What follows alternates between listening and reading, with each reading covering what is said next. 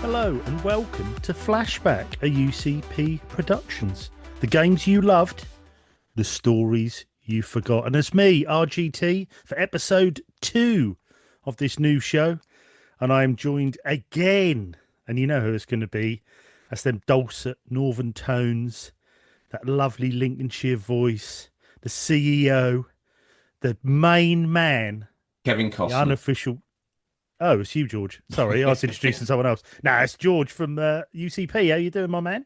Yeah, I don't identify as any of those things, but I'm here to have a good time. It's 1997 as far as I'm concerned, and yeah, Yep. it's an interesting time for gaming, and it was an interesting time for me. RGT, where were you in 1997? Um, Probably raving at a dreamscape thing, I would imagine. Just I slow down and think what that feels like. Uh, won't be able to do that now. 9 o'clock, Horlicks bed. I Anywho, mean, yeah, just yeah, a couple of willing victims you took to bed. Shame you've had to pay for them there, though, RGT. yeah. And why are you licking them? Well, each to their own. Uh, Yeah. so anyway, as George already said, yes, this is November 1997. I hope you enjoyed the first episode, which we went back to March 2009, where we were discussing all Hmm. things 7th gen. And this time we've taken a leap right back. So, like I say, this is November 1997. So, it's be interesting to see if there's any games you recognise on this list, any of this news where you think that at the time was cutting edge, but you look back now and think, yes, our dreams of games were a little bit different then. But yeah, it's good. So, like I say, this will take you back on a little bit of a time machine. Let you know what we would have hopefully have been playing. A little bit of news, a little bit of what we would been hoping to play on the next month. Yeah, and I hope you enjoy. So, before we start, how have you been, George? Oh, mate, absolutely great in the gaming sphere, I would say.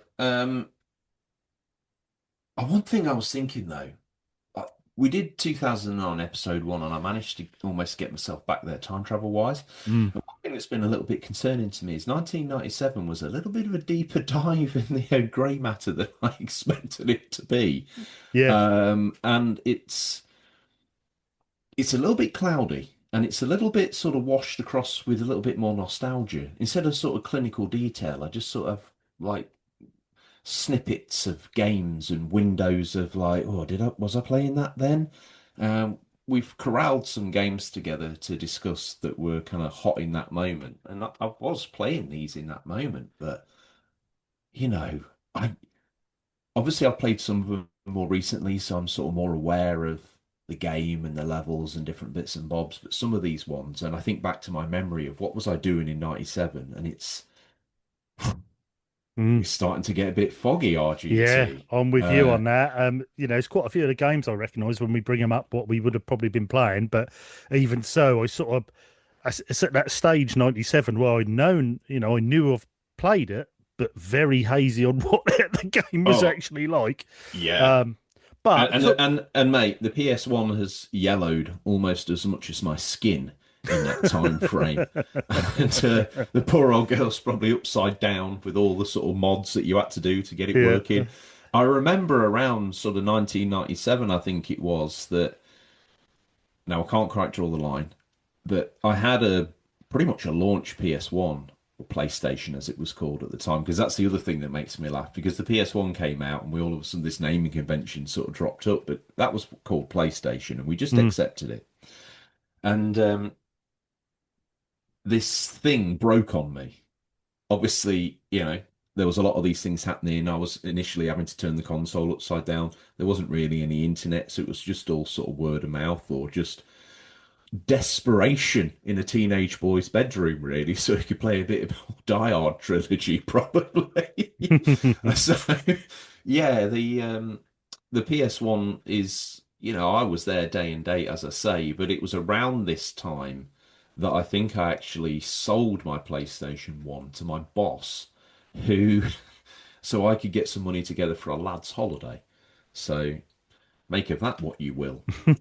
That's where your priorities were at the time. Rendering me game consoleless for the Yeah, first time in quite some time, or completely game machineless. yeah. And I don't think I was even thinking about it. I didn't even dust off the only other machine available to me, which would have been an Atari ST. So I didn't get that desperate for gaming. Yeah, I'd had a little bit of a break from gaming. Sort of done it a strange way round. I'd been Master System Mega Drive, then I went to Amiga 500. Mm. A friend of mine was selling his Amiga 500. I bought it off him. He went to a 600, then to a 1200. But his dad and his dad's friends used to all do the demo scene, and they used to meet up once a week and create these Oh. demos. And that sort of got me. I wasn't into the demo scene. I wasn't that good on the computer. But then I'd sort of waved away from it, and I'd heard about a PlayStation, and it sounded different then to what you know of it now. PlayStation is Sony. You don't think nothing at the time. A PlayStation, you think, what's that? It sounds like where you get your tickets from in the arcade. When you've been playing on the whack-a-mole machine. But it was really strange. And then I had a friend. Um, just up the coast from me, and he had a PlayStation. He said, "Oh, you'll have to come around and have a go." And I was like, "What? Sony have made a games console? That sounds ridiculous. What are they doing making a games console?" And then I went round, and I think he had the first, ISS Evolution Mm. Soccer, and he had. That looked good. I can't think what other game he had, and then he put it on, and I just remember thinking, "Odd." You got to remember the last games I'd been playing was on an Amiga 500. So it was that sort of gaudy color palette on a 2D platformer, and I went into ISS Pro thinking, "Oh my god, this is unbelievable, 3D." Yeah. And you look I back now, thought it was the looker as well, to be fair. I thought it it was a was good looking game. yeah, it was a good looking game, and it was just you'd always sort of known FIFA as well, so there was this new rival coming in, who was Yeah, you see, that's your angle. Now, I moved away from the Atari ST and managed to bully my parents, which is probably what I did actually, bullied them to get me a SNES. hmm, And I got that and I rode that and I was all over the Super Nintendo ecosystem in terms of news and magazines. In that era, there was like a whole wall dedicated to each manufacturer's magazine section, wasn't there? We were yeah, so spoiled. There was yeah. unofficial, unofficial, unofficial, unofficial, unofficial And the Super thing was, Nintendo you only had two or magazines three quid to get a magazine, so the hard thing was picking which one you got.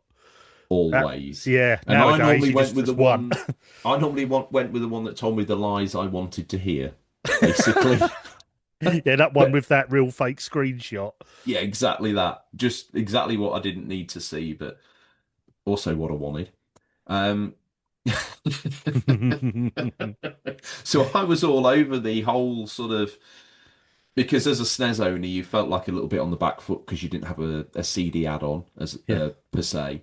So then, obviously, when the stories were sort of breaking that they were working with Sony for a CD add-on that was going to bolt onto your Super Nintendo, that would have made you even more powerful. Because even though I knew the Mega Drive and the Mega CD was all a little bit smoke and mirrors, there Mm, was something the cutting edge about having a machine that could play CDs that just made it didn't God, yeah. matter. It Mm. was just it was Just that it look of Knight Rider's dashboard where you thought, I and you could need put a that. CD in it. Yeah. That was like making love to some sort of 3D AI model now. It's ridiculous, the concept. It's Yeah. right cutting edge. It is. It was at the time, especially to a God knows what age I was at that point in time. So then, when Sony brought out the PlayStation and the kind of rumors of it were substantiated and it came to be true, and I was kind of hyped for it. The SNES had sort of run out.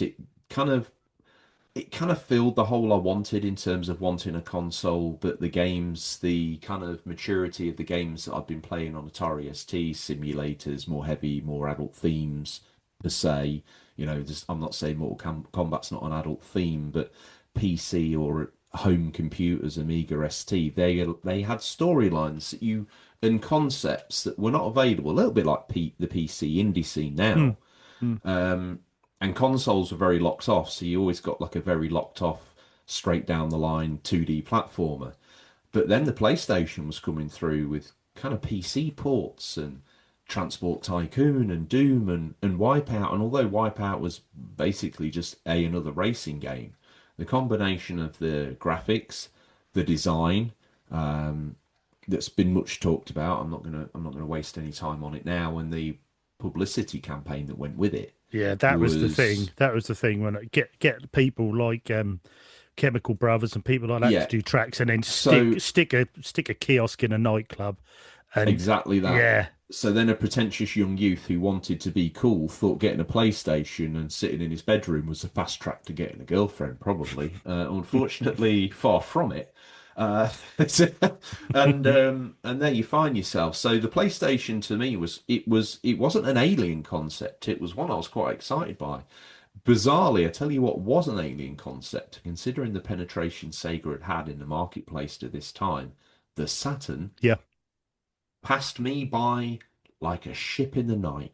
As All far as I I was yeah, concerned, it was PlayStation. I need that. I never even for a moment, and I didn't know anything about the vaunted power difference between the two. I didn't know about the lack of sort of vaunted lack of 3D capability in the Saturn.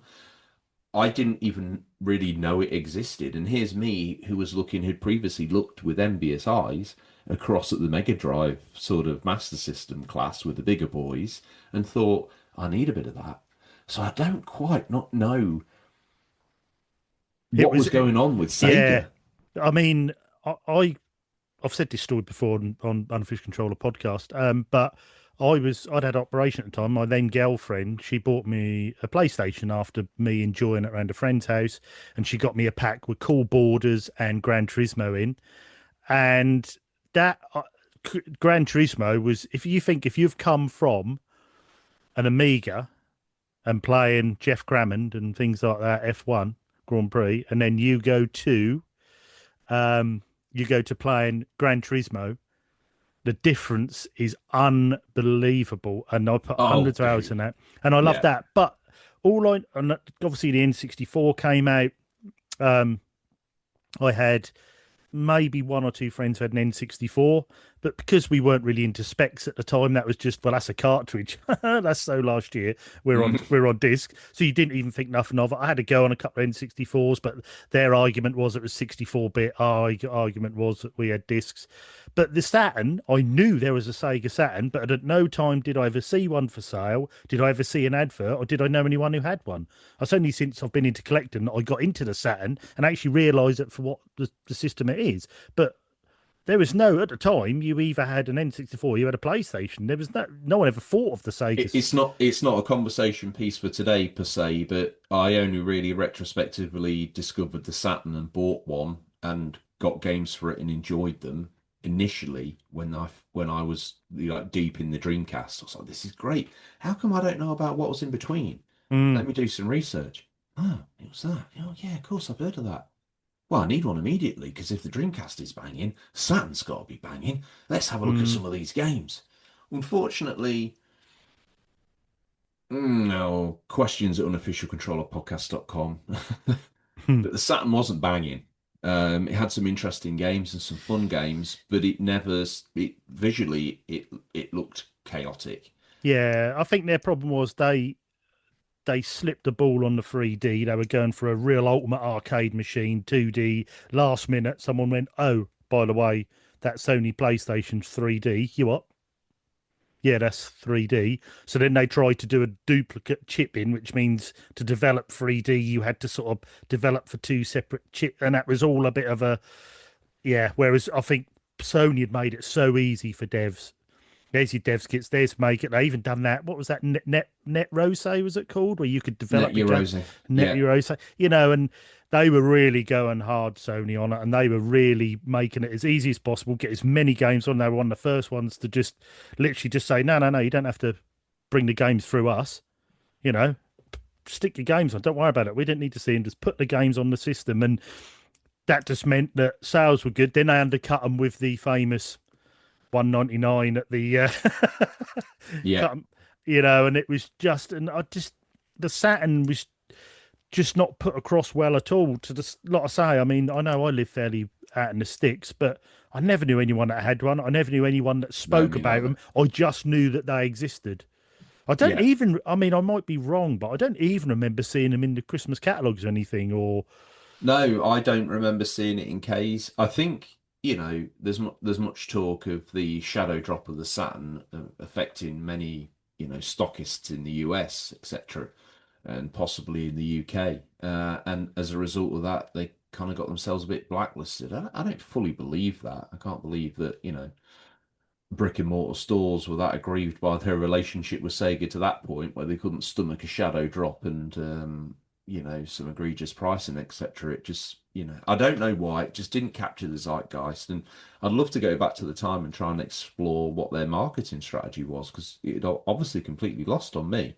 Whereas I was totally hook, line, and sinker drawn into the world of PlayStation at the Yeah, with the time. really obscure adverts, and every magazine you open, there's that famous one with like Sarah Cox and that other bloke with the nosebleeds sitting in the chair, and that was that very youth, very cool, very dance music. They, and then not only that, the actual look of the PlayStation as well. I always thought was really nice. It was really, I think the PlayStation OG, we'll call it the PS1 here, just for naming mm, clarity. mm. It looks a bit like a slab of butter now, admittedly, but you're right. At the time, it was different. It was fresh. It was an interesting color as well. The buttons, the controller Yeah, icons, I the always thought that wouldn't look iconography. out of place sitting on like the counter in the Alien film. It was that sort of color As and the toaster. yeah, yeah, it had that sort of very minimal but classy sort of look to it at the time. You know, 100%. Yeah. I think, again, story for another time, but I think they probably slightly improved on the looks of it in terms of, I think, appeal when they did the redesign on the PS1, aka the PlayStation Slim. mm, Um, Something about that appeals to me, the shirt, the shape, the curves, yeah, the kind of simplicity in its it's like his very little baby diminished brother. form. Yeah. Mm. But to move on, when I actually came back to gaming after my teenage hiatus, I would say, I got very, very ill. And as I was recovering from that, I bought myself an N64. I didn't think to come to PlayStation. I just thought, what's the most powerful thing? That 64-bit. I'm all in. What's this game? Star Wars. I'm all for a bit of that. It was Shadows of the Empire, unfortunately. Uh, You don't like that game, do it first level's great. The you? the I think I got Mario 64 as well, and maybe a month or so later picked myself up GoldenEye. But yeah, that's just to probably give everyone a flavour of where we were at RGT. But we've Yeah. selected a very specific moment in time, haven't we? Yes. Yes. November 1997. So probably more to your original question before I took us off on this probably egregious ramble. I'll be honest. I'm sorry. Well, no, we Uh, did after the first episode. We did have a couple of people saying questions that they'd like to hear a bit of our history as well. So something we can add in to the shows of each year and our little history of that I didn't era. get that memo, but it happened organically. It did. You see, you're tuned in. You see, and also Wow. what I will add in is we got a little note from Carlos, who's one of our members over on the Unofficial Controller podcast in Yeah. our Discord. If you ever want to join that, that is the Unofficial Controller Podcast Discord. If you ever want a link, questions at unofficialcontrollerpodcast.com. And he done a little memory of his own. And he just said one memory of 2009, albeit later on than covered now. Obviously, this was from the first episode. Was I got the modern Warfare 2 360 console, my OG white, no HDMI console, had red ring twice, and I upgraded my CRT to a 1080p Sony. Got the console on launch day after pre-ordering it. I was very excited for the new game, and I love these little things. If you feel of doing that, if you're in our Discord or want to join our Discord, go into the little flashback section after you listen to this show. Give us your little snippets of 97, especially November, but just give us a little snippet of that era, what you were playing, what you bought, what was your favourite game, and I we can want do little to. readouts on the show. Yeah, I was going to say I want to abuse my power. We'll read the best ones out. I think that's Mm, nice. Although mm. they're retrospectively a week late, maybe we can maybe try and work something in where we can get them in stitched into maybe the episodes Yeah, going forward. But exactly. certainly in this launch wave, Mm. we'll do them retrospectively. Yeah, It exactly. provides a reason to go back. If you stumbled across it now, reason to go back and have a little listen, isn't Yeah, it? exactly. If you To first time you're listening to this, go back to our last show, March 2009. See what you think of that. But let's jump on to what we could have been playing. So we've done a little selective pick here. I'll what read. could you been in. That's I'll not welcome here. This is flashback, George. Be serious. You're I'm going right. to start with November 4th. A fantastic game came out on the PS1 called Colony Wars. Mm-hmm. Colony Wars for me is, I still think, one of the best games on the system. I've had it as one of I my hidden agree. gems. Graphically, Graphically superb. It's by Psygnosis, and it's a space simulator with missions. Still looks fantastic. If you plug your old original PlayStation into a CRT, and if you got a decent CRT and you boot this up, you'll think, "Wow, this was ahead of its time." I know I've said this before. Yes, you're in space. That's just a black screen with a few stars, but hey, the ships handle very well. The yeah, missions are well based. They're tough, but you get a sense of achievement as you get through them. They done 3 of these games as well, which carries they a did. story on. It's very good, very space movie esque. And I still think they're pretty reasonable to buy. I mean, if you're now onto the original PlayStation collecting bug, then and you like space games, do not miss Colony Wars. They're one of the best series of space games I think I've ever played. I think they're Mm. superb. But yeah, Colony Wars. I've Well, sort of my bit. takeaway from Colony Wars, dude, is that Psygnosis once again proven to be the absolute masterclass of assigning Mm, to the brand because they just brought the heat time and time again. mm, We talk about Naughty Dog now, people like that who know how to get the console to sing for the certain manufacturer. They yeah, knew how to make the PS1 sing. I can remember as well because being late teenager then, you just played a PlayStation, you just wanted good games you wanted to play. You didn't really know about developers and that, but I always knew if I saw that Psygnosis label on a game, That that was owl. always a good, yeah, that owl, that was always a good sign for me. I think, It was, it was yeah, a solid sign that you weren't yeah, going to feel absolutely mugged off. yeah, 1,000% agree. Yeah. yeah. So that was brilliant. But yeah, Colony Wars, that was out November 4th. I played this a lot later, but it was even now I still think it's a WoW game. Brilliant. Another one we noticed came out on November 18th. Tomb Raider 2, the second Mm. one. Do you make of that? Core design and published by Eidos. Still had the old tank controls, but I still think they were very revolutionary games for the time. This was a difficult second album, dude. Yes, And I'll be honest definitely. with you, in terms of what people wanted from a Tomb Raider sequel, they nailed it. Great critical reception. Yep. Everybody I knew was playing at the time was loving it. The scope of it all just got broadened right out. Kind of what you wanted, And really. also, I think compared to modern game, and modern gaming today is, especially, I know it's online and things are different. Yes, it's a long time ago, but there's a lot of, microtransactions. How can we make money? That's how Mm. we make money off the game. How back then, games like Colony Wars, Tomb Raider, when Colony Wars 2 come out, that was that bit better because they listened to what people wanted in the second game because they know it would make the game sell. Tomb Raider 2, every little bit was that little bit improved because that's what the gamers wanted and they knew the I gamers would actually, buy it. yeah, well, I actually think the developments came from within themselves and their own frustrations with their own product. You know, we embraced their first game and said, "Oh yeah, this is great, it's everything." But to the creator of the game, think how many things they had to leave off the table as concessions to this or a compromise to get that, or Mm, there's always a compromise in development. mm, So a lot of these ideas, fan fueled in one way, but at the same token. They're mm. there, ready to pour their heart and soul straight back in with everything that they couldn't squeeze in the first time round. So a Yeah, sequel's normally just brimming with good stuff.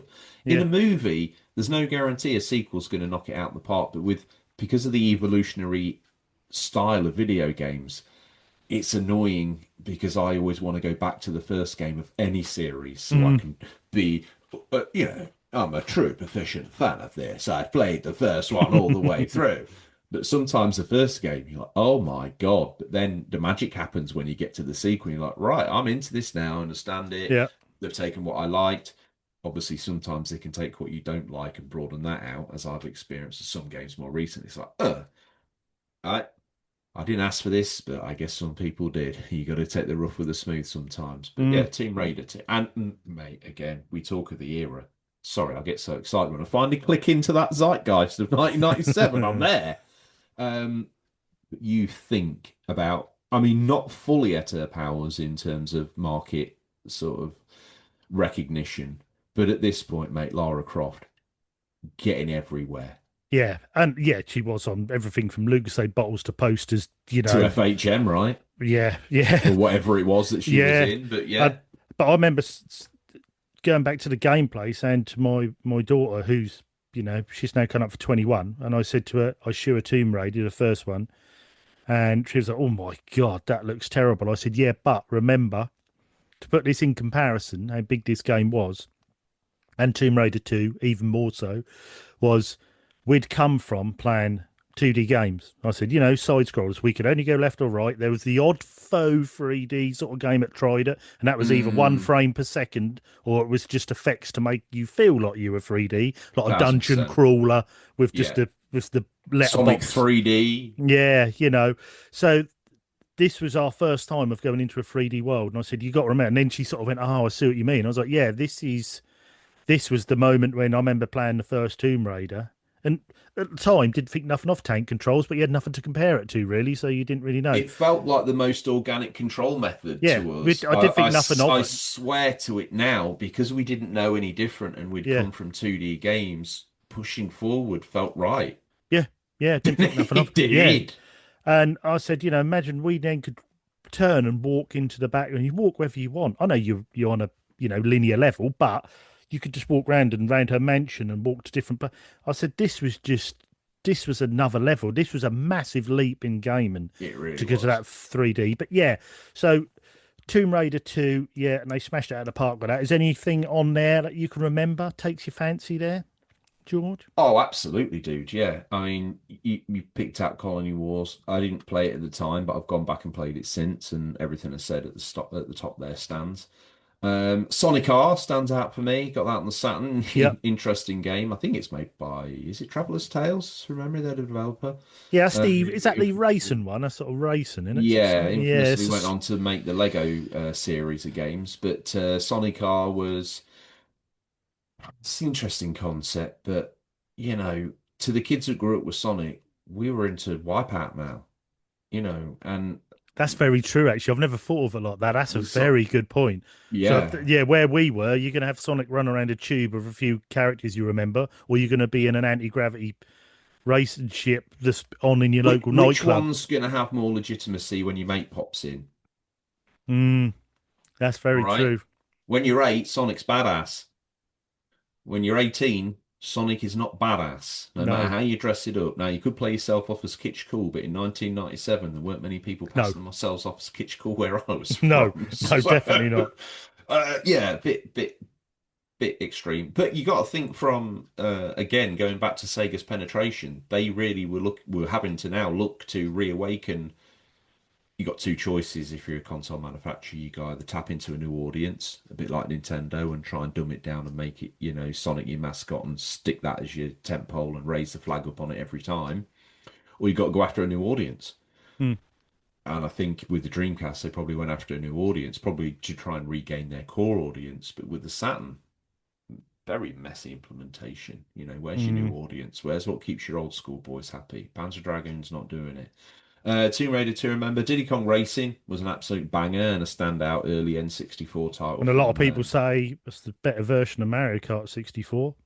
You I got would disagree. no, it's got It, more. You've got more sort of vehicles, haven't you? And you've got even a bit more of a career mode. Would you say even not a game mode in it, where you actually follow a bit more of a story in it rather than yeah, if memory serves, there's a bit of a sort of weird story in there. Obviously, it's got Rare's touch all over it, so it's got that kind of nice, yeah. and it leans into what I call the N64 aesthetic, Mm, which it's not that nice now, but at the time it was a real cool place to hang out. Like you know, I'm awfully giving Nintendo a little bit of grief, but I had a really great time with the N64. Yeah, I was always looking over at the PS1 I sold, thinking, "Wow, wish I had Metal Gear. What have I got? Hybrid Heaven. Oh God." But yeah, there was things like that, but then and you had your limited, if you played like Tony Hawk's, anything that had a licensed soundtrack, you had to have limited snippets of that because of the cartridge memory. But it was Dude, 64-bit. It was a bit of a powerhouse for what it could do, you yeah, I know. mean, And I was there paying the full, I don't know, was it like 90 bucks for Resident Evil 2 on the yeah, N64? yeah, I wish they I had were that now. expensive because of the price of cartridges and the Yeah. manufacture of them rather than a CD. They were quite pricey still. But that's the thing, though. I always thought I had my PlayStation. Sorry to jump in, but I had my It's okay. No, I PlayStation. want this. And then there was a couple of guys I knew of N64s who were still rocking the N64 and a cartridge. And I still thought, you just seem like quite, prestige gamers because you're still Nintendo, Oh, you're still really? cartridge. Yeah, but there was that something about the cartridge and that still felt real gaming, whereas this was almost like a multimedia sort of crossover into gaming. And I always thought, yeah, well, I was just, oh, I'd darn the sword for the PlayStation, but you still look across and think, yeah, that is still pretty cool with that weird three-pronged controller. Yeah, mate, I was all in on it. I would say the N64 was like the first time I had money. The PlayStation one, I had money, but I was a bit too young. I was kind of sort of flitting around. I was trying to learn to drive. I was probably trying to impress girls, but probably spending all the money drinking booze to pluck up the courage where and end up spewing all my wages up the back of wagon and horses, mate. You know how it is. Yeah, definitely. Still am. True, too true. Touche. Um, so the PlayStation I had some fun with. Me and Terry played the wheels off certain games, but then I drifted, came back with the N64, went all in on the ecosystem. I reckon I was probably every month there was kind of like a tentpole title I remember picking up. I had a real good Oh run wow, of really? So you were spending the bucks on the games then? oh mate, there was a game a month at least, and then probably Wow. whatever I found in the and I was going through again, not really relevant for now, but I was rinsing through like Jet Force Gemini. I was just picking up like Banjo Kazooie 1 and 2, Donkey Kong 64, Mario this, Mario that. Oh, I was just all the F-Zero X all mm. over it like a rash. I think there was a GT racing club that I picked up in desperation because I wanted Gran Turismo. Do you know, I look at some of the games I bought to get myself like the PlayStation experience on N64, and I now think as an adult, well, that plus that equals the PlayStation 1 second hand and a brand new copy of Gran Turismo, George. Yeah. You don't think like that then, though. No, I was locked in. I couldn't think. The idea that a console and some other games would be cheaper than me trying to replicate it on that system didn't really make any financial sense to my brain. But we get distracted. There's Worms 2 there that's had a release on Windows around this time. I do remember playing. I played that a lot on the Amiga with my I friends. I played Worms either 1 or 2 on the PlayStation 1 a lot. Great fun party games. Still are, to be fair. I mean, they've sort of lasted longevity, haven't they? And there's still something so good about those games. And There's something great about the noise, the aesthetic. I'll be honest, absolutely no idea what I'm doing. Didn't even then. it was just a progression from. I remember we used to have these computers at school called RM Nimbus. They were called, and they used to have a tank battle game on. You had to work out your angle and degree. I think that was their way of cleverly sort of educating us that we just thought we were playing video games. You had to work your angle, and that always reminded me of that, and that's why I sort of got into Worms really, because that was that progression of working angles and firing the Yes. bombs over, and it's brilliant. I'll be honest with you. I sometimes think that games maybe hit in a time where they weren't properly appreciated. Now, I'm not going to say Mm. Worms wasn't a massive franchise, but if nothing like Worms had existed until smartphones came out, Worms would have absolutely decimated. It would have made God, that'd been like the Angry Birds at the I was going time, to wasn't say it? it Yeah. would have made Angry Birds look daft because there was a lot of that. A lot of the interactions you had with Worms were mouse-based interactions, but I tell you what, Mm. those mouse-based interactions would have mapped absolutely silky smooth to touchscreen interaction They would, controls. wouldn't it? Sitting on a tablet or phone and play. Yeah. And although by the time Worms probably eventually got a release on iOS or Android store, we kind of all knew what it was and we're bored and they're on Worms 10 and they'd been through several evolutions, but if we'd never Mm. tasted that pie, never had an idea about how sweet that pie was, if we all tasted it today on a smartphone, it'd be game of the year. Mm. That's a bit strong, but you catch my drift. Yeah. And I Yeah. No, sometimes definitely. think about something like cannon fodder as well, like that. That was a headerous time, and again, I know it's different. again, we'll probably get into that on a different show. But yeah, that was another game where you just thought there was nothing like this at all, and even that powerful message when someone passed in the game, it was very, very well done. Um, yeah, that's I see what you mean with Worms too. With different era with different tech, then Yeah. it would have And the been same with cannon fodder. If you could drag your finger down the screen and then tap the yeah, enemy, it'd be simple. But keeping it in November '97, a game that's literally got my hands on as point of recording. If this was day and date and we were back in the day, I picked it up on Windows. Absolutely no idea why I did that. Probably during my gaming hiatus. Maybe this is when I didn't have a PlayStation 1. mm, But we had tucked away in this family study, spare bedroom, that had become the PC room. In there was a rip snorting gateway PC, I think, if gateway, memory serves. yeah, Yeah, oh yeah, yeah, baby. gateways, the And pre-built gateways. Yeah, I remember them. it could just about run Grand Theft Auto. And because of the hubbub, I remember being at work and the newspaper was there. And it was like, this game, it's absolutely sacrilegious. It's the Mm, most outrageous game ever made. Now we know they paid for that now. But once again, a fish fully. So what we've learnt today is George got a PlayStation because it was 32-bit. Boo. George got an N64 because it's more powerful. mm. George got Grand Theft Auto because the son said it was crazy. Yeah, exactly what I done. I mean, I'd heard of Grand Theft Auto when it came out, and I just sort of thought, I don't know. For those who didn't know, it wasn't Rockstar then; it was DMA Designs, It who was. then sort of fed into the Rockstar, Don't Goliath forget that we know now. Um, that but name, that logo popped up prior to an absolute banger of a game that we say it's ahead of its time. If that game had never come out but released tomorrow, Lemmings. yeah, yeah, definitely, yeah. What an absolute that game was Yeah, everywhere. it was. Yeah, yeah, that was a big game. Lemons. Everyone who had an Amiga had lemons. But yeah, DMA Designs, Grand Theft Auto. Friend of mine had come round ours. I was sharing a house with my friend at the time. I was sort of late teens, and he come round with this Grand Theft Auto, and I was like, he said, "Oh, you steal cars? You could drive around." I was just like, "Whatever." He said, "Didn't you see it in the paper? They've gone mad about it." And I was like, "No, no, no. Yeah, yeah, yeah. They reckon this it's really bad. They're trying to ban it, and it's terrible, and people are really protesting." I was like, "Right, put it on." As soon as that was on, I was just like, "Yeah, I was in." And for obviously people who don't know, this was top down then, because obviously they didn't go for that Tank big, controls, yeah, tank controls, top brutal. down. But it is the essence of Grand Theft Auto. It was My that mission my based and I don't cars and know steel. whether the PlayStation 1 did, and you'll probably tell me now, but my PC big box version, and I'd love to know where that bad boy is right now, because I bet that's Mm. worth some dollar, came with a CD soundtrack as well of the radio songs. Oh, really? Yeah, I'm not sure. I think the only one I might do that is the GTA London, the sort of DLC disc add-on sort of one you could get for two, but I'm not sure. But yeah, that was brilliant. I mean, they really started to get noticed for those games for just being different and just being almost where everyone else was sort of all the other game companies looking down on them, going, "What the hell are these guys doing? That's what they're shooting people in the streets and stealing cars and killing policemen." I thought, what the, and it was Don't that forget different. mowing down the Harry Krishnas for the Garanda or whatever it was bonus. I mean, Yeah, I didn't even know in 1997, a rural kid like me didn't even really know what a Harry Krishna was. no, no, But by the we end we of all mowed them.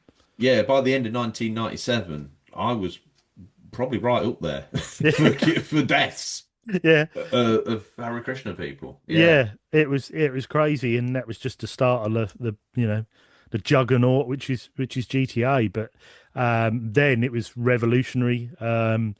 You go back and play them now, and you're a bit, "Ooh, that's a bit," But you got to remember, we'd never had anything like this. Yes, you'd had games where you shoot people. Yes, you'd had games where, Yeah.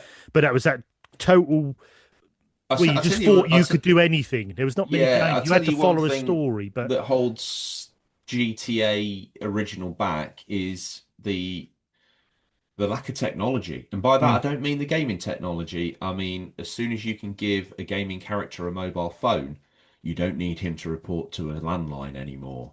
And all of a exactly. sudden, the gameplay opens up immeasurably. Yeah. And then again, you're not locked into needing to visit point A to pick up a mission. Your phone just rings, and Mm. that happens in GTA 3, but you can see the evolution of where they're going to with it, and that's the Yeah. big difference maker. I Yeah. think GTA 1 for me was it was a bit like a punk track. It was a bit Mm. like something by the Sex Pistols. It was rude, it was abrupt, it was raucous. It was out of control. You'd never really been the bad guy in a game before, and here you were kind of fighting the police and you were taking that stance, and Mm. obviously to young teenagers who were probably fighting a system or whatever it is that you do when you're young, or our generation did. Mm. It felt like a good game, but I'll be honest with you, I didn't I didn't hang around with it too long. Mm. The original, you kind Yeah. of it was fun. I don't know many people who kind of I had a mate who went like quite deep on it, did all the story missions and everything, and got really good at kind of those tank controls of threading the car through. I remember once he said, "Oh, can I borrow that GTA?" I was like, "Yeah, of course you can. I'm not replaying it." And he took it to work. He's like a graphic designer part time, but basically, because I was on shifts, I used to, oh, pop round, yeah, pop round, mate. I'm at the graphic design place. So, all right. So you walk through all these different rooms and get to this back office where he was. Like, yeah, just yeah, shut the door. Yeah, yeah. Yeah, look at this, and it'd just be like GTA for 2 hours at his No at his way. at his work. So I'd finish my shift, go see what he was up to, say, "Oh yeah, come round, I'm at work." So we'd hang out at his work upstairs, playing GTA, and he was like an absolute. He was just zoned into it. Like when you see on the modern GTA's, people weaving through the traffic, don't get a scratch on them, and they're away. Yeah. And he's doing this with keyboard, don't forget, and he is all over it. Like, whoa, he is absolutely tapped into it. He was into like drum and bass music as well, so he had a real good choice of radio stations he could get into because, Rockstar DMA in that era were, creating our own music for the game as Yeah. well. So he kind of had a soft spot for that. And I think he was playing the CD at home because it was in a big box. I mean, that's probably where it still is in that graphic design suite. Yeah. He ain't still in there playing, is he?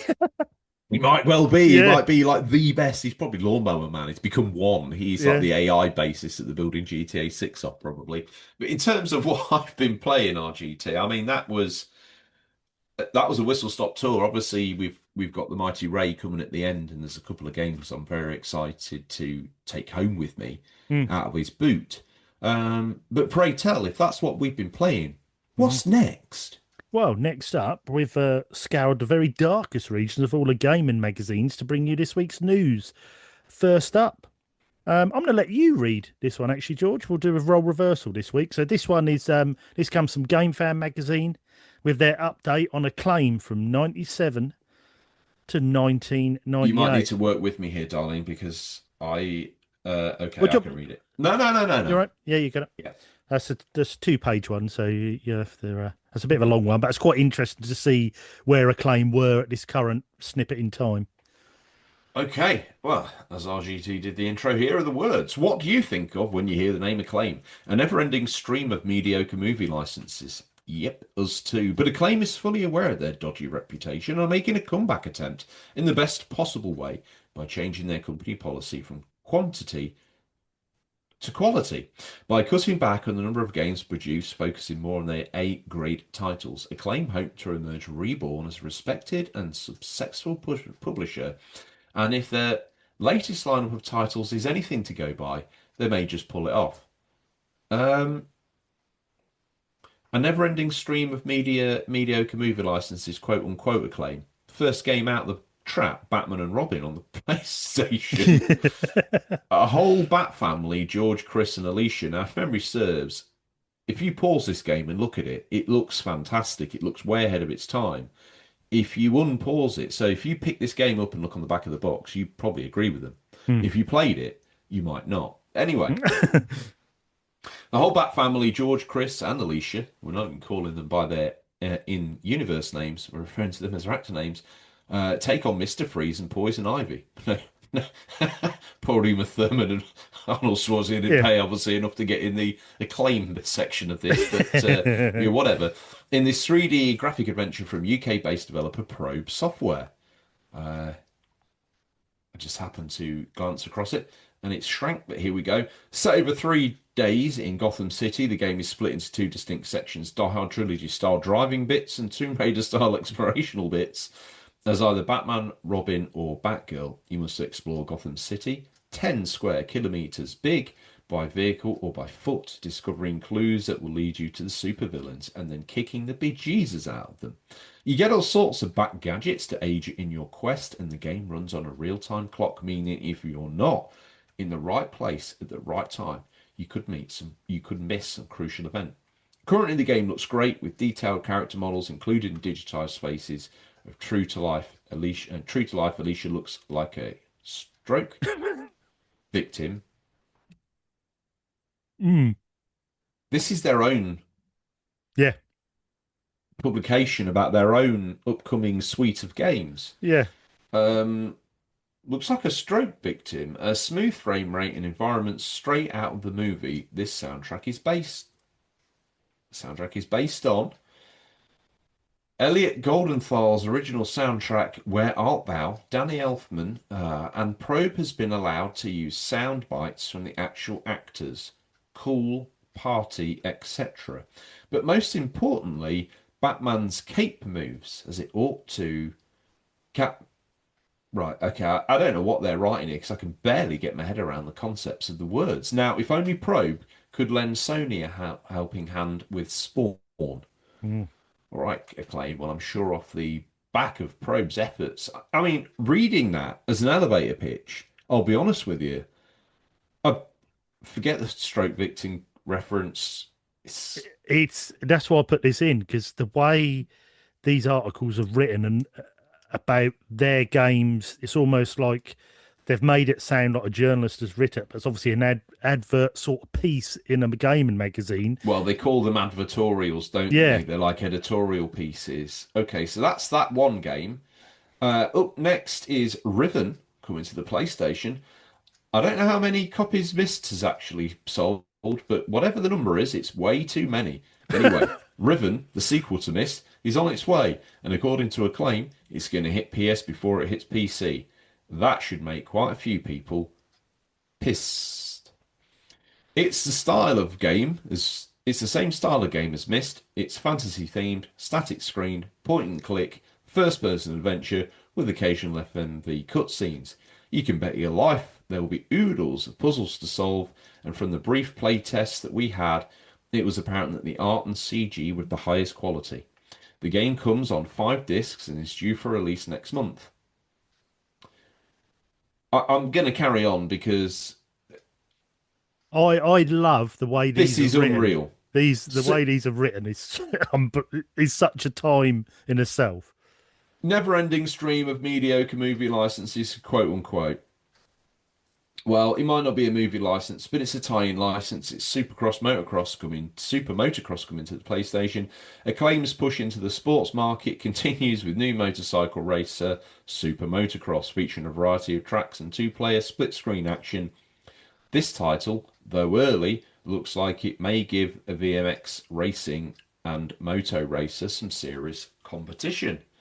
You know that you're on the back foot when you're trying to frame up your products through the kind of lens of your Mm, competitors' products. It's mm. a bit like a little version of that. Well, that's a damn good reason not to buy that. Yeah, This is what else I had. They had Forsaken coming out on the PlayStation, WWF Warzone, which has not aged well, and to be honest, at the time I only put up with it because there was nothing else. Shadow Man, which I have a pretty fractured relationship with, if I'm honest. I had mm, that on N64, and it is no better on PlayStation. Turok 2 on the N64, which I also have an interesting relationship with because that's one of those ones that you could get the expansion pack for, yeah, and I think it became arguably playable. I think Acclaim at this point, don't forget, okay, everyone was a bit edgy. Acclaim, seemingly yeah. based in America, have probably got a bit of a vibe that we're not picking up on as well. This kind of edgy punk vibe. You can probably hear it coming through in the music that we start to get a bit later. Yeah. I kind of see where they're pitching it, but I don't think I've ever seen a company speak so derisively about their own product before in an advertorial as this Well, I is. think this probably had about four different writers because at the very start, quote unquote, they said Um, they're fully aware of their dodgy reputation, and their policy is for quality, not quantity. And then Mm. we go down, and we've got Batman and Robin, we've got Riven, we've got Super Motocross, Forsaken, WWF Warzone, Shadow Man, Turok 2. Hang on, I thought you were doing quality, not quantity here, guys. I But know.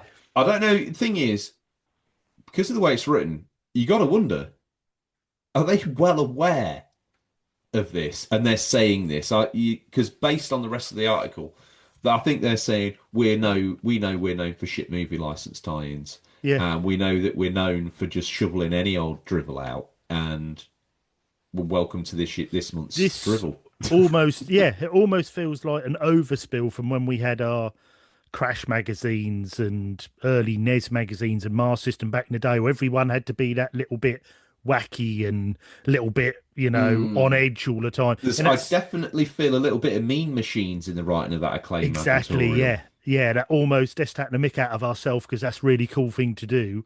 Yeah. Um, because almost you could almost sounds like a journalist is slating them and taking the mickey out of them, like who's playing Mist anymore? Well, it's one of your game. Do you know what Well, I mean? exactly. Or are they saying, "Oh, if you got Mist, forget that now. You need to get this one." Do you know? It's a weird way of putting into words their own games they've got out and coming out. It's almost And I'll be honest nowadays you'd with you, read mate. that and say, "I have no interest in any of those." But in the at the time, maybe that was the way that things were worded. But Look, we talked at the top of the show about when we saw the Psygnosis loading screen or the owl on the back of a mm, box, we knew it was a hallmark of quality. By the time I was done with Acclaim, I knew it was a hallmark of absolute dogmessery. yeah, I remember seeing Acclaim on a lot of games. Mm. Is there a memorable one to me that Acclaim made? No. NBA Jam. Maybe I'm thinking more in this era.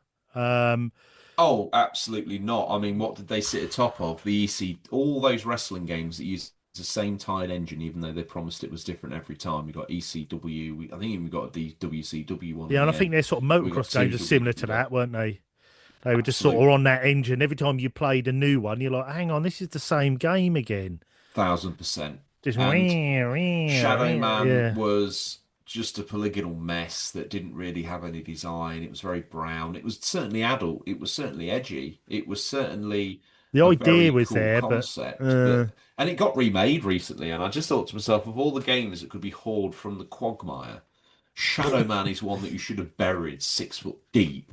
uh, Message in if you've had a good relationship with Shadow Man. I never have, and I found it to be an interesting concept, but completely unappealing. I've What's tried. next? Yeah, Oh, go sorry. on. No, I was just saying, I've tried playing it a few times, Shadow Man, and it's very Marmite. I know people that think it's absolutely pile of dog doo doo, but then I know other people say, "Oh no, if you get into it, it's a really good game." Blah blah blah. And that's never really hit with me. Maybe I can see a bit of the appeal, but like I say, I think the idea was there. The conviction wasn't really with what I they were tell you trying to what, do. though, I don't know quite what the era was, but I remember playing Shadow Man and being disappointed, and then picking up Legacy of Kain Soul Reaver and thinking, this, this, this could be Shadow Man all over again.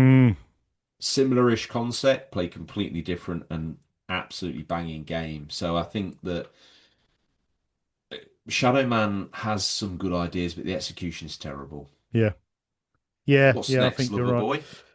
Next up, I thought this one was very interesting. Especially after what I've dribbled on about at the top of the Yeah, show. yeah. I know that that's a weird article, but I put it in there just because the writing was so strange. I just thought this is a little snippet of the era and what game companies thought would sell, or how they spoke, or how they I'll be wrote honest, about their own games. when I first sort of clicked on it, do you know one thing? Uh, it might be worth maybe dropping these pictures in the flashback section of the Discord Mm, RGT because I'd love to hear other people's opinions on it. Because that Acclaim artwork, the framing, the presentation, the color palette, it screams OG Xbox. mm. It actually that When I does. first clicked Yeah, on it, I thought, hang on a minute, why am I doing an Acclaim piece about the original Xbox in 1997? yeah. And I was like, oh, it's not. Yeah, I couldn't think what that reminded me of, but yeah, that you're right. That is very OG I tell you Xbox. what, you slap a little hint of orange on there, which I actually got from the lava in one of those Batman shots, and Yeah. it's got it's just reeks of their sort of early Mm, branding for the original mm, Xbox and the yeah. Xbox Live push. Yeah, amazing. Brilliant. Well, our next story came from EGM magazine, and this is titled Sega's Comeback, the most powerful system ever created. The comeback kids of the video game world might not want to call it a comeback, but after a couple of misses, their next system, codenamed Dural, I think it was pronounced, looks more and more like the hit Sega needs. Sega began developing multiple hardware designs, one using a 3D FX based Voodoo chipset codenamed Black Belt, the other allegedly utilizing NEC's Power VR Arc technology, Dural in brackets. The design Sega chose was NEC's and 3D FX's, and filed a 3 million lawsuit against Sega, saying the company uh, re uh, I can't pronounce that word, but anyway, went back on the deal. Source Reneged. reneged on the deal. Sources say the decision to go with Doral over the black belt has caused a rift between US-based black belt team and Sega of America, and the entire team has resigned. In early September, Japanese business newspaper Neon Keizai Shimbun reported that Sega and Microsoft are teaming up for a new under $300 128-bit system for which Microsoft would provide the operating system. According to the paper, a deal allegedly will be signed in October and the system will be released in 1999. The report also says Doral software would then be playable on the PC, a first for any video game console. While it seems this news only cements rumours about a hardware relationship between Sega and Bill Gates' powerhouse, the power of the system is still in question. Considering that even the most powerful graphics workstations don't use 128-bit chips, calls into question validity of the report. Neither Sega or Microsoft would officially comment on the story other than to confirm that they are in talking about a partnership. Other than those few facts, Sega has been quiet about the Dural on any new hardware they have been working on. EGM has learned from sources within Sega that the new system is being worked on by Sega, NEC, Videologic, Yamaha, and Microsoft. Microsoft provide a Windows CE based operating system, and the system's architecture is derivative of NEC's Power VR Arc technology. The new system is being referred to in Japan as the CLX chipset. Very, very interesting. Now, I chucked this one in. These were these early Do rumours. you know what? I'm gutted. When you rang earlier and said, and we chose the episode we were going to choose, and I Mm, sort of started to pontificate. I said, "Oh, there'll be rumblings of the Dreamcast. Oh, it might be a bit too soon. No, there will be." And then you didn't say anything, did you? You kept your powder dry, and then I waltzed straight into this. And I'll tell you what, they pour scorn on all the validity of all the rumors, but the comeback kid almost pulled it off, and yeah. every single thing in that article is true. And the thing, do you know what I love about this article? That's why I put it in there. There was loads of articles, rumours about what Sega were doing. The Saturn, we'd already spoke about the Saturn. It got, they needed something big. Now, they had gone really big with this chipset and what they were doing. And even this article's like, they won't do that. 128-bit, they won't do that. They can't do that. They won't. They did. And I slapped a Microsoft's, modem on it. yeah, exactly. And yeah, so I think a few of these journalists would have looked when that came out and thought, oh my God, they've done it. I was in the midst of a house sort out and move and change and all that sort of stuff, as people who listen to the main show know. Unofficial controller podcast. Go grab it if you're here because of flashback. There's a whole sea of content much like this for you waiting behind the doors. Damn near 300 episodes now, depending on when you listen to this. Downloaded in over 100 countries and over 4,000 cities all over the world. We're hoping Flashback will be equally as popular, RGT. Hmm. Um, I get distracted. I was having a move around And I was getting all my kind of consoles out and taking them out of one cupboard and move them to a different area. And I got the Dreamcast out, and mate, still so good. I've got a couple of loose ones that I just looked at, and then the box that came out, it was like the blue with the white. I know we're talking about the promise of the Dreamcast now, but for me, no. We talked about how I was in the ecosystem locked in for the N64. I was buying the official magazine. I was getting different colored controllers. I was in the ecosystem. I was so hard in the ecosystem for sounds a bit porno, doesn't it? I was so into the ecosystem of the Dreamcast. It's unbelievable, dude. Mm. It is embarrassing. I got everything within reason. I didn't have everything, much like one of our beloved listeners, Rose Space Monkeys, now trying to get everything. I didn't have everything, but I had a lot. And I loved it. And I love the talk of these rumors of like they couldn't, they wouldn't, they shouldn't. They're not, it's not possible. And it's like, yeah, it is. And we talked at the top of the show about it takes me a little while to seat myself in the moment. I think Sonic R was one of the last games really that really kind of pushed the needle for Saturn, and after that it was kind of all a bit downhill. And obviously, with these rumors in the background, it's no surprise. And I have to admit, this is very early if you think about it, Mm. compared to the launch, which is obviously in what, 99, famously. Yeah. Uh, like and the evolution of the power, I don't think people quite understand. Like, yeah, we had the N64, but to double that again with a disc-based system, it But wasn't like even with the N64, it was technically sort of 64-bit, but yes. it was still very restricted. It was cartridge based. It was a bit misty So this Vaseline screen. and This was a massive, massive leap. and Hence that's why why these it didn't feel journalists, believable. yeah, Yeah, and that's why these journalists are saying, "Oh, these are the rumors, but that won't happen because not even these high-end PCs have 128-bit graphics cards in them." But behind the scenes, Sega are like, "No, we're doing this. We are doing this." And you got to remember, most people were playing a 32-bit PlayStation, so this yeah, or jump an was N64, which looked not that too far removed really from the no. PlayStation, So and this was a most of the time it looked worse. huge leap, and Yeah, going back to my own memories of it, I knew of the Dreamcast. I knew Sega were bringing it out. Me being a bit of a Sega fanboy back in the day, Master System, Mega Drive, rather than the Nintendo side, the Saturn I'd fell off and jumped over to PlayStation. But once I got these rumors of this Dreamcast, I thought, yeah, but you Sega are didn't get back. one. I didn't get one because you just couldn't get them where I live. I didn't know anyone that had them. I didn't know where to get one from. I lived a long way away, but I knew at the time that's the same girlfriend I had at the time that bought me the PlayStation. Her brother bought a Dreamcast, right? I And thought he you were going to say her new boyfriend bought one. He no was like this really hot stud. I was like, all right, tell me more. leather jacket, Harley. How did No, you he know about all this? no, her brother bought a Dreamcast for Virtua Tennis.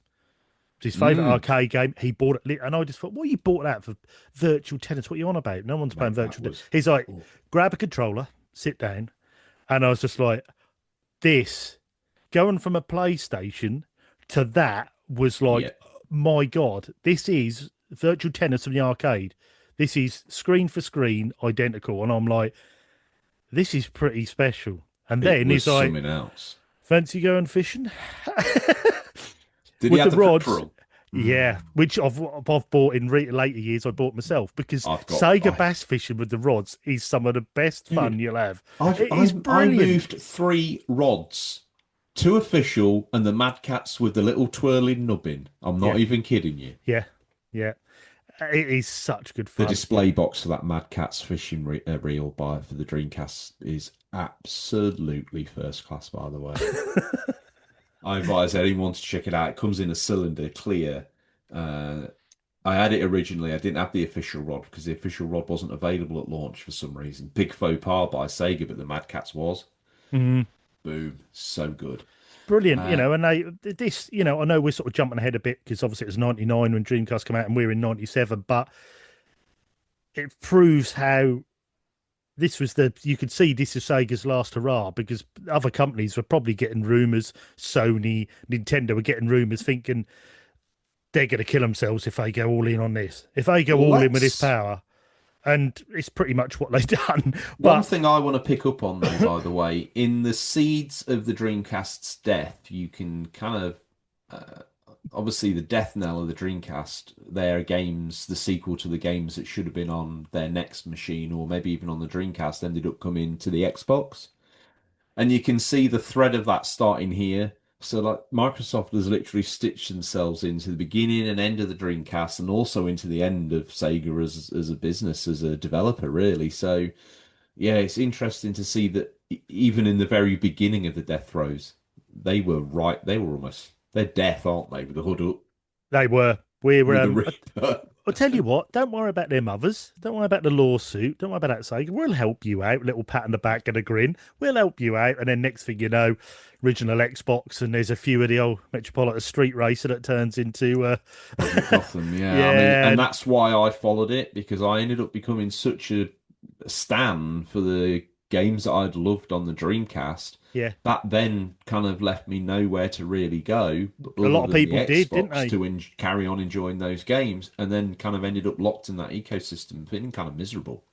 Yeah, yeah. It was uh, that they almost sort of played it across as though, oh no, we're helping you, Sega guys.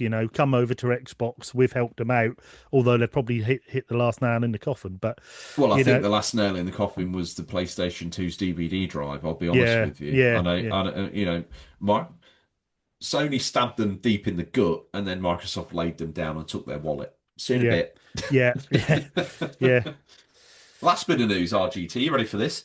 This is an article from EGM magazine, and it's Mm. called London Calling. European developers showed their stuff at ECTS. Developers in Europe looking for publishers showing up with guns ready at this fall's European Computer Trade Show, ECTS, held September 7th to 9th in London. The major publishers attending showed off the latest versions of their upcoming games, alongside small developers hoping to get their game to the mass market. Nintendo showed up with their next few European N64 titles, which have been out in the US for a while. Lilac Wars, Star Fox 64 in the US, and GoldenEye 007.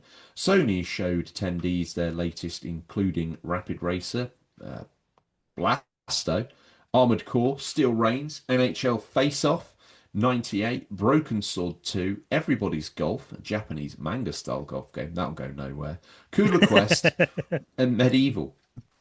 Other publishers showed Sony titles in Sony's area, including Psygnosis, MGM Interactive, and Capcom. Smaller developers also showed their stuff. ECTS Dutch developer Project 2 Interactive brought two new PlayStation titles. Dodgem Arena, a futuristic racing game, was looking good with real-time garage shaded graphics and multiplayer action. There's a word, garage shading. I've not heard that in a while. Their other title was Sign of the Sun, an adventure title set in 2012. When that was the future. Yeah. SCI's cartoony air combat game Freaky Flyers was early but looked promising. You've My apologies, RGT. I clicked on the wrong part of the script. No, You you're fly okay. combat missions, taking out targets such as Giant Sausage Factory to Godzilla. They also had Carmageddon for the PC, which had attracted plenty of media attention. Rage Games Limited had Dead Ball Zone, a violent eight-player sport game for the PlayStation, a helicopter combat title that's headed to the PC and N64. Cryo Interactive had Hard Boiled on the PlayStation, a Tomb Raider style adventure game called Pax Corpus, and Dreams to Reality. On to the bigger publishers. Ubisoft showed off several games, included Tennis Arena, heading to the Saturn and PlayStation. Kickoff 98, thought it was dead by then, but no. Tonic Trouble, starring Ed the Extraterrestrial, and F1 pole position for N64. Ocean showed off their N64 puzzle game Wetrix, it's actually quite good, the cartoony multiplayer driving game Motor Mash, and Total Driving. Eidos was showcasing Lara Croft and Tomb Raider 2 at their booth. Their other titles include Death Trap Dungeon, which is a video game version of a fighting fantasy novel by Steve Livingston. If you don't know, Mm, mm. I've got the book. It's quite fun. Fighting Force, which I am thinking, is that not the failed 3D Streets of Rage game? Yes, Yes, and they pulled it, and then they had to change the name, didn't they? to It was, Fighting Force. yeah, Yeah.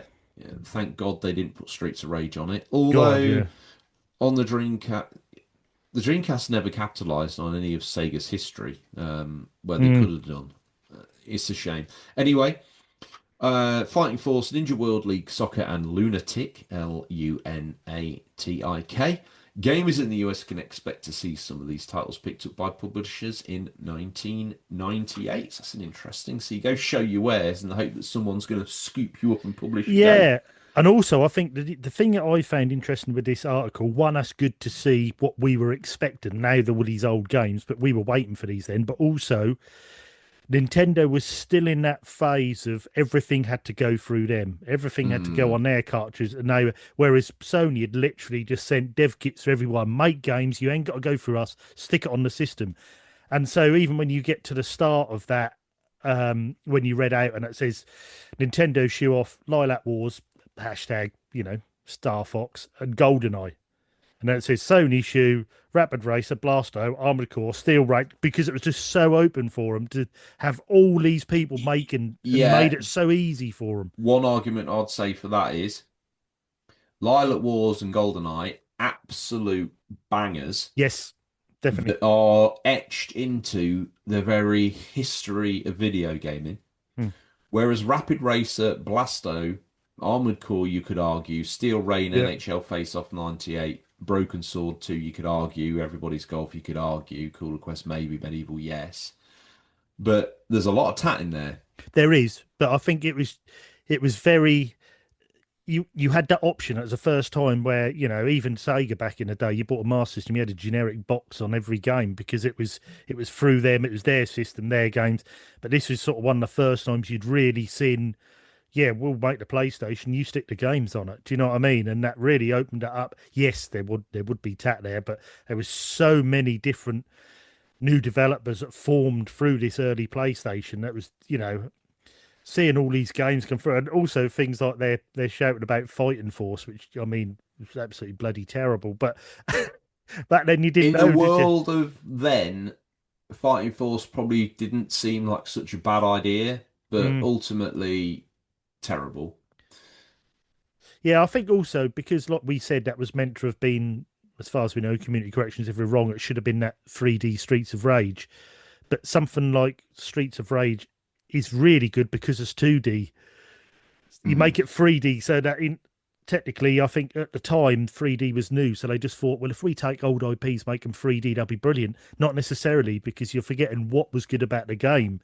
I And think in their defense, and I would argue this, there weren't enough old, there were a lot of 2D games that were just left to die. Like mm, Streets of Rage, we never saw another one really until what, 4 years ago? yeah, We never really saw a lot of the evolution of some of Sega's hallmark characters that just got left dead. Um, Tombstone erected, never to see again. And I get upset that Nintendo does nothing with Kid Icarus. Then all of a mm, sudden we're drowning in it. I don't know. yeah, But it's this was an interesting time. The fact that Carmageddon is sort of raising eyebrows. I'll never forget the iconic box art for Carmageddon. yeah, It was another one of those moments where you look and you're like, oh, maybe I need to get mum and dad to update the PC in the study because like I want Carmageddon. yeah. Um, It was a and real, garage shaded graphics. I remember when garage shading was the ray tracing of its yeah. time, I was going to say that, and now like who even knows what it is? yeah, And before that would be something that kids were saying in the playground. Yeah, well, what's your garage shading like? Well, yeah. yeah, well, it's great. That's what I love about these shows. That he's literally taking this snippet in time of what was in, what was cool, how games were made, how games were shown, what we thought of what the tech was at the time as brilliant, And and mate, for all of its garage shading, the futuristic racing game Dodger Marina, which you got to wonder that's not really a very futuristic title. no, Uh, it did nothing. no, no. And their other games, That's probably Sonic the because they spent Sun, all the time shading. maybe shaded it, garage shaded it into the middle of nowhere. Look, I've enjoyed this week's news. I've actually really enjoyed sort of existing in this sort of. It took me a while. It's gone back. I think if we go back much further than this, and I'm more than up for it. I think we've got one a little bit further back, maybe scheduled. I'm not sure, but yeah, my Mm, memories of that time take a little bit of time to come through. yeah, Just as we're getting out the news, I'm like, yeah, I'm in '97 now. I yeah. remember it. You'll be Um, you'll be playing the Dreamcast as soon as you finish this.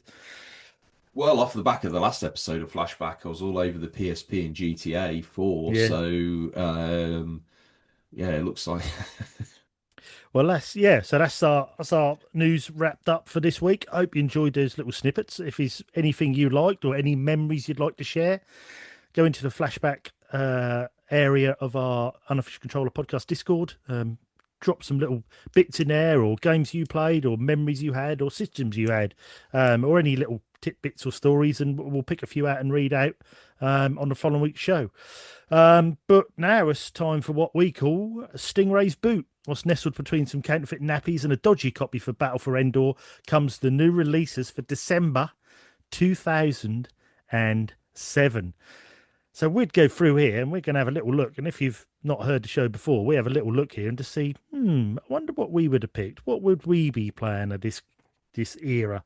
There wasn't too many bangers coming out at the time in December. Hang on, Um, what are you doing here? Spring Stop Wow Whoa. What's the Ray been up to this week? oh, yeah, I've just realised. You resurrect the greatest character the show's ever known, and then you just bring him in as if he's a newsreader. Yeah, What are you doing to him? sorry, yes. So, for So, games for this, Ray! yeah, for December 1997, Ray has turned up. If you haven't heard the show before, Stingray's that guy from round the village, It's drives round. Ray! Yeah, and What are you doing to him? he's selling stuff out the boot of his car, bless him. And, he'd always knock on the back of your dad's door and say, Oi, you want anything a bit cheap here? Do you want a video, son? Do you want or to your dad out of the bin, do you want a bit of blue? So, so with some, like I say, Viagra? yeah, yeah. Well, I don't know if that was about then. Definitely not. What are you doing? But so anyway, so do you want to say how you see Ray? No, we're not. We're saying what he's been up to. So it's 1997. So it's November. So I'll tell you what he's been doing. He's been down the local t-shirt printing company. He knows the guy down there, Terence. He's Hmm. got this t-shirt printing company, and he's gone and got himself. He's gone and got himself a load of knockoff Mortal Kombat t-shirts to go with some of the games that he's got in the boot. Now his son, Lil Wayne, diminutive chap, because he's young, obviously. So he will be a fully grown human one day. Hmm. He has come clutching a copy of Wing Commander Prophecy because he's a big fan. Oh. He's a big fan of Star Wars, and Hmm. this is as close as he can get to a Luke Skywalker game. Hmm. Yeah. Very So he, true. he Yeah. he's pumped. Hmm. Hmm. What do you think? What's Ray told you what he's been up to this week? What's he been up to in your world? Well, again, he's been printing some merchandise. Has he? Yeah, and he said there's apparently rumors of a new Sega console. And he's got t-shirts again, and he's also got key rings, and that's got on them the Cast of Dreams on it, which is the new Sega console, apparently. That's a Um, shame. yeah, That's so, unfortunate. so it'll be How can he interesting. get so close? Mm, it's just Yeah, missed the mark, yeah. yeah. It's just missed the mark, So What's Lil Wayne been doing? Little Wayne, you've got me saying it now. Little Wayne, he's again, like you say, he's a massive Star Wars fan. He's a massive. Don't piggyback in on Mark Hamill. Hang on, I haven't finished yet. Can you remember who the bad guys were in Wing Commander games? Oh God, no, I can't. They There had the was. tiger heads. Oh, were they the bad guys? Because you had a mate on your team that was a tiger head. Yeah, but He I was a think turncoat, was he? he was a turncoat. Yeah. So what Wayne has done is he has cut the head off his tiger toy and took the stuffing out, and he's just wearing it over the top, so he feels part of Wing Commander.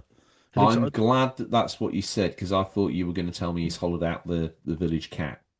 Anyway, do you see any games that you like on Well, I it? tell you what, let's bounce through them. So coming out November 30th, Wing Commander Prophecy. Also November 30th, get your head around this. WCW versus NWO World Tour. You got Puzzle Bobble 4 coming to the arcade, believe it or not. So get yourself down there in December. You've got Quake 2 coming out December 6th. So ask Father Christmas for that on your Windows PC or your PlayStation 1. That's Oh, brave. just before you move Interesting. on that, Quake 2. So, correct me if I'm wrong. Did that come out on Windows, DOS, and PS1 all at the same time? Yeah, I think you might be wrong. Oh, Cloner Daughter Phantomia. You might not be. Maybe that's when it came out. It just maybe strikes Quake me as 1 was staggered, and then Quake 2 they just dropped on all three. But hmm, can't. I don't know. I can't get my head around it. hmm. December 11th, Cloner Door to Tamil. Phantomia. PS1, couldn't quite read it. An absolute banger here on December the 18th. It's Grandia coming to the Saturn. Mm. There's me saying all the time, I'm not really good. Grandia is a banger. December the 18th, Mega Man Legends makes its way into PS1. December the 21st, they greet us with Yoshi's Story on the N64. Now, this dates it. This two games on here date this so Yep. perfectly for me Yeah. because here's one Gran Turismo, December 23rd on the PlayStation 1, December 31st, Mortal Kombat Mythologies, Sub Zero on the N64. Now, RGT, I am pumped, hyped, and I tell you what I'm taking home because I don't really abuse my CEO role too much, at least on air, and I'm thinking. WCW versus NWO World Tour was a game I played the wheels off. It was a very small game when it first came out, but I saw absolutely everything that game had to offer, and imagined I was using playing as WWF characters while I was doing it. Really? Yes. Now I've got a soft spot for Grandia, but I'm not taking it home. I Have think you we might. played the Grandia games? Yeah. I See, they've always had a, I've always thought about them. I've seen Grandia 2 on the PS2 and Grandia on the PS1. I keep thinking, Grandia 2 I played on the Dreamcast and it was so beautiful. yeah, I think a lot of people say it's the best version, isn't it? The I, Dreamcast. I, I, I can't speak for that. I think I've also got it on PS2, but Grandia on the Dreamcast just felt so right. Again, I played it on a CRT. It just absolutely everything about it sang. You're It, selling it to me. I You're put it selling in it. the same kind of when I think back to the Dreamcast and the games I played that were like Grandia. I had an absolutely banging time with Grandia 2 and also Skies of Arcadia. Skies Arcadia is, I know a lot of people like the GameCube one because it's sort of a I bit. personally thought Grandia 2 was up there with it. Mm, Just wow. saying. And Grandia 1 is great. I think you can get it on original PlayStation as well. So Yes. Yeah. Yeah. look it Yeah. up if you don't want to grab it on Saturn. Mm. But yeah, obviously I'm taking Gran Turismo and WCW versus NWO World Tour. Imagine. Um, Yeah. Imagine that Christmas. oh, 1997, you get a PS1 with Gran Turismo because I got Gran Turismo. I didn't get it for Christmas, but I got Gran Turismo with a pack in with my PS1. And I mean that game, that was unbelievable. Just even watching that title screen with the can I? cars and the CGI and it was just incredible. It was incredible, but I tell you, like of the two games of Gran Turismo we got on the PlayStation 1, like Gran Turismo was a great first step. But I tell you what, as soon as you put Gran Turismo in that console, you never wanted to look at Gran Turismo ever again. Gran Mm, Turismo 2 was just like everything. mm. Gran Turismo 1, though, really bold, really interesting concept. In terms of car racing games, we've never had anything like it No, before. The no. length and breadth of the roster, the length and breadth of the tracks, the length and breadth of the customization options available, the length and breadth of the different handling across the different cars that you had, and The how that changed and customization was customized just, them. Yeah, it was yeah. incredible. We had a custom soundtrack here in the UK, and I think in the US as well, which was just absolutely Not banging. feeder and people like that. It was It just. just made it just set the hairs on the back of your neck You when just you're in didn't a get that on the replay. N64, did you? It just wasn't No, possible on the and N64. I often talk of him, and hopefully one day you'll hear one of these episodes and be like, bloody hell, how embarrassing. But I had an N64, and Terry Blow had an N64 and a PlayStation 1. And I remember maybe one of the last times I saw him, I popped round to his house, and he had his PlayStation out, and I thought, I know he's got both, but why would he have that out when he's got the N64? I was like, oh wait, what's this, Terry? So that's Gran Turismo. And I looked Mm, and was like, wow, yeah. that's incredible. Mm. And then that obviously ended up with me getting GT Racing Club or something on the N64. And it might look better in some ways, but I tell you what, it wasn't a patch on Gran Turismo. No, It no. was the real deal. So what are you taking home, RGT? Um, Definitely Gran Turismo again. I've always been intrigued. I've never really been much of a Mega Man player, but I know Mega Man Legends always had that sort of. A lot of people didn't like it because it went to 3D, didn't it? The Mega Man Legends, I believe. Is that the one where it went to Oh, 3D? I can't remember actually. I wasn't Yeah, I sure know there whether was a it was 3D a one. So compilation piece. yeah, so I'd always been interested in that, but definitely Grandeur because I haven't played them. Hmm. I Think you find like that? yeah, and I do like a bit of Puzzle Bobble. I think if I had an arcade machine, I think Puzzle Bobble would have been it in the time. I used to love all those puzzle arcades, but definitely Gran Turismo, definitely Grandeur, maybe Mega Man Legends. Um, are we going to have a little movie pick from the Ray? I think I'm going to have a little movie pick to take home to watch this week. Well, go on then. I'm gonna have a little rustle around in here. What you got in here, Ray? Let's have a look. I'm going to go with Event Horizon. I think I'm going to go with.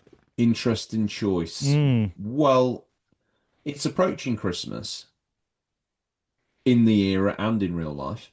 So I'm going to have a little rummage in here, and I'm going to pick out the one Die Hard film that isn't set at Christmas, Died with a Vengeance. Ooh. Nice. Hmm. Nice. It's a good movie, that is. I like that Yeah. one. No, brilliant. No, well, this is Hot town, summer in the city, back of my neck, feeling dirty, gritty. Yeah. People gather round, people gather round. It's New York for me, that is. It's beautiful. brilliant. Yeah, well, this is like I say, this has been flashback. It's been brilliant looking back to November 1997. Looking what the news was, looking what the games were, looking a little bit of our snapshot of what we were playing, what we were doing, a little Maybe a bit bit too much of that. maybe, but if you like it, we'll keep it going in each We will. episode. Like I say, if you're interested in what join the Discord, that's the Unofficial Controller podcast Discord. We're on Instagram, YouTube, bits and pieces like that. I will start uploading the shows soon to our Unofficial Controller podcast Discord, and we'll have a little section on there for flashback. But yeah, come along, come and say hi. Hope you check out Unofficial Controller podcast as well. Hope you enjoy that show. It's nearly 300 episodes of that. Been going for 6 years. Um, That's so it. yeah, yeah, 6 years. yeah, yeah, yeah. That's crazy, isn't it? Yeah, Oof, a lot's happened. yeah, yeah. That's pretty mad, isn't it, to think? But yeah, so this is our sort of first time we've spun off of a show, and now in our second episode. So I hope you're enjoying that. To say thanks for listening. Like I say, as we're new, please go across and download Unofficial Controller podcast if you don't mind. If you haven't listened to that before, Write a leave, review. yeah, leave us a little review if you want on iTunes or Spotify or whatever you're listening on. Just to help us get up the algorithm and people can see us and get in their little suggestions. But other than that, yeah, just thanks for listening. Thanks for downloading. I hope you enjoyed it. And especially thanks to George. Thanks for joining us again on here. My pleasure. Thanks for inviting me on. I've had Yeah. a great time. And again, to not to labour the point, but if you've enjoyed this in any way, there is so much content. If you're Mm, someone who's into podcasts and you're thinking, well, I need a new something, it's just you. That's mm. what it feels like to be Christmas, Yes. because you just found 6 years worth of content, so much documentary style stuff going on, which we aim to bring you with flashback going forward. The main shows become a kind of hot news show, as you call it, in the zoo format, and this is a little bit of a nod to the old show, the Mm, cozy style. I like it. I've really been enjoying recording it. I've really been enjoying kind of trying to get back in the time. mm. Thanks for having me. Here's to the next episode. Yeah, brilliant. No problem at all. No, it's been absolutely brilliant. Really enjoying these, and here's to plenty more. Just leaves me to say, flashback, the games you loved, the stories you forgot. I'll see you next week, George. See you, stud. Thank you, everyone.